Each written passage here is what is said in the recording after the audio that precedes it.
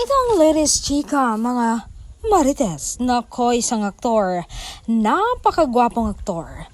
Malayo pa ang ara ng mga puso pero nakabook na sa isang private resto si aktor para sa Valentine's Day.